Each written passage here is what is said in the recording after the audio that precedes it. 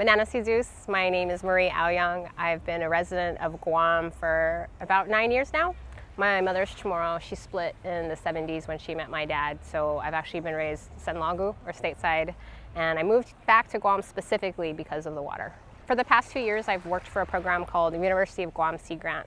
I'm really lucky because it's a really flexible program, and what I do is basically community-based education around coastal science and science dealing with the sea. I try to make science really useful for the public. I try to make workshops that specifically address issues that they need to learn about. A really good example is that one day my dad asked me, he wanted to go swimming, and he asked, oh, when's a good time for me to go? I notice sometimes when I go to Taragi, the water is so low that I can't even swim. The water is maybe up to my shins. And I said, oh, well, why don't you just read the tide chart? He said, what's a tide chart? I said, oh, a tide chart is actually, you can predict the tides. You actually know when there's a low tide and where there's a high tide. And if you learn how to read a tide chart, you'll know exactly when the best time is for you to go to Taragi. So as a result of that conversation, I actually had a workshop for 2 hours where we actually had Miget Bevacqua come in. He talked about the culture of waves, basically how our ocean-going people relied very much on the ocean and the changes in the tides. And then we also had somebody come in from the Weather Service and talk about how they make tide charts and how they interpret that scientific data.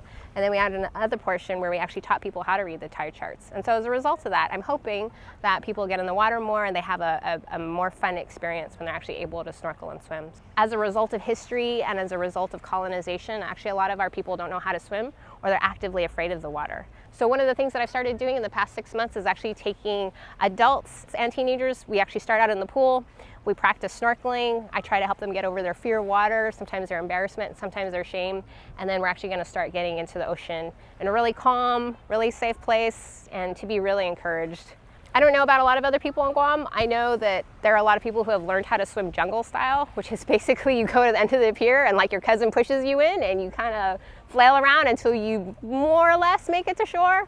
I have a friend who actually got pushed off of a boat in deep blue water. He's still alive, but I think the experience traumatized him and I don't think that that's an exceptional experience.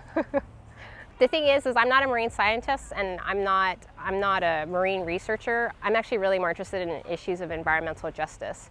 So it's one thing to care about the reefs, and I think obviously that's really important. For me specifically, being on Guam, I'm really concerned about people's access. So for example, here today, we're at Tumon. This is the most easily accessible shoreline in all of Guam. A lot of the really good shoreline is actually on military bases or it's on the eastern side of the island where you get stronger currents. Sometimes it's not as easy for people who are maybe not the most confident swimmers to be in that water over there. Great for surfing, not necessarily so awesome for like 3-year-olds who are just learning to get in the water. So for me, the issue is particularly with Tumon, historically this area has also been shut off to a lot of the civilian population when it was used for R&R. So I'm really concerned about people's actual access to the ocean, whether it's for fishing, whether it's for recreation, whether it's just even a place for them to connect to their culture. To me, that's really important that people can understand that they have the ability to affect that. In the past year, I've helped out with a fishing derby. I've done workshops on Chamorro Fish ID. It's kind of amazing to me how many of our people don't know the Chamorro names for fish, and I think that that's really cool. I've done workshops on maritime archaeology. I'm doing snorkel clinics right now. In the next couple months, I'd like to do a fishing expo where people can learn like 4 different types of traditional fishing methods like Chinchulu or Taladza. I'm really excited about that. One of the things that I really want to push for is also women really to get engaged in the marine resources again.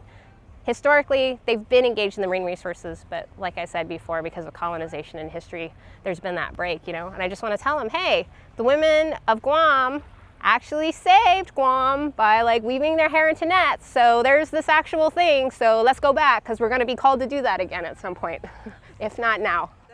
There's actually something very physical about having the water wash over you and not being affected too much by gravity in the same way that we're on land. Just that feeling of weightlessness and also just the massaging effects on the water, it's really therapeutic. So I don't necessarily think you need to get in there and do like a 1,600 meter lap swim in order to really benefit physically and psychologically and even spiritually. I think it's really good even just to like kind of wade in up to your knees or whatever you're comfortable and just kind of enjoy not only the feeling of the water, but also the sound of it. I think that's really important.